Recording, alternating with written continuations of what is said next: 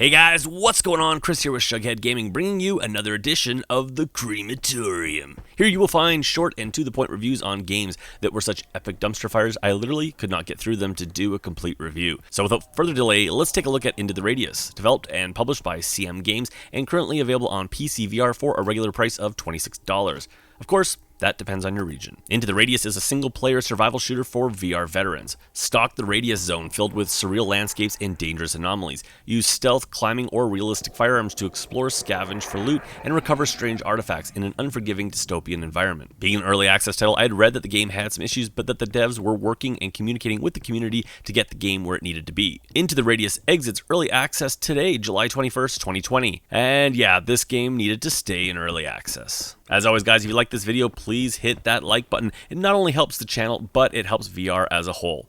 And if you'd like to see more VR content from me, please consider subscribing. And for video updates, hit that bell icon. For more VR info, you can also follow Shughead Gaming on Twitter and Facebook. Claimed by the developer themselves, Into the Radius is heavily inspired by the Russian sci-fi novel Roadside Picnic. As in the book, Into the Radius presents a dead and lonely world ravaged by a mysterious incident that has left parts of Russia uninhabitable due to the existence of anomalies, pockets of a mysterious and mostly invisible foe that kills upon contact with a living creature. As a sci-fi fan, as well as a fan of open-world survival games, Into the Radius sounded like a VR riff on the Stalker and Metro game series, and absolutely a game made for me. Unfortunately, Into the Radius often feels like it was simply too ambitious a project for a small developer to take on. Visuals here are the perfect analogy for most of the game, in that they try to be something great but simply lack the polish and quality needed to pull off an open world in VR. Visuals are decently sharp in the headset, but with poor optimization, it still pushed my GPU above 80%, and that's with a 2080 Ti.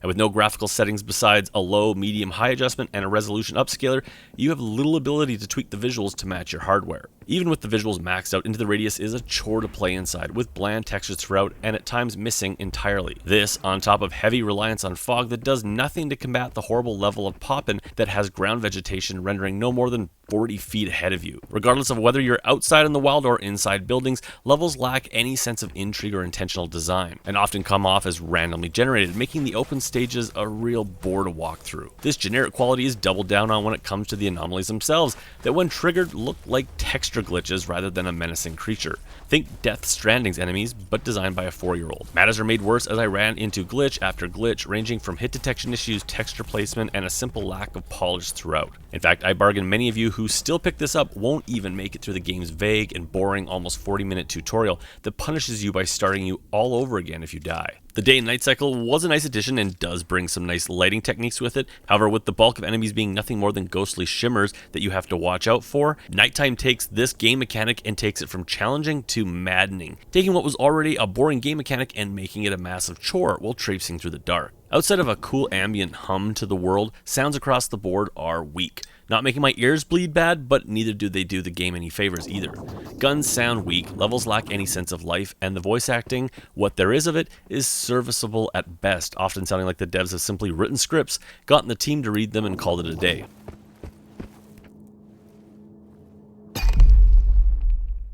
Oh, you can hear me. I kept trying to speak to others, but they couldn't, and... help me, please. That wasn't really me, just an image.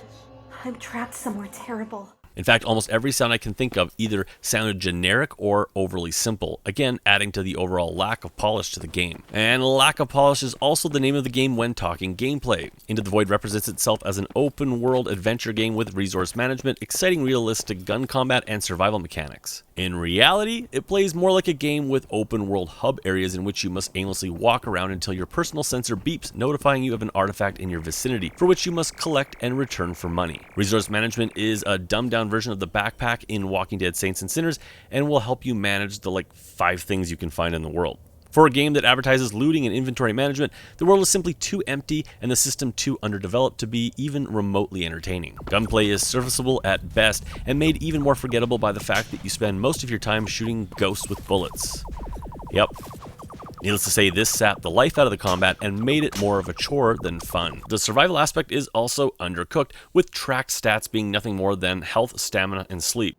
Find anomaly, return it, buy new gear, and do it all over again. There's no crafting, no base building, and no RPG elements besides eat chocolate bar. There are a few game mechanics thrown in here, but make no mistake, this is a game built around fetch quests, for which small additions are unlikely to make any more interesting. Bottom line here, guys, Into the Radius is an ambitious title that unfortunately underwhelms across the board. Now, to be fair, this game really isn't a dumpster fire as I described above, but the repetitive gameplay, poor execution, and simple lack of polish make this already dreary and depressing game all the more so. Those who love that atmosphere might be able to overlook some of the game's shortcomings, but for me, this is a game nowhere near ready for prime time, and with core gameplay issues, it likely never will be. Anyways, guys, that's it for me. If you like this video, and not the game, please hit the like button. And if you'd like to see more VR content from me, please consider subscribing. And for video updates, hit that bell icon. I'll catch you guys on my next video.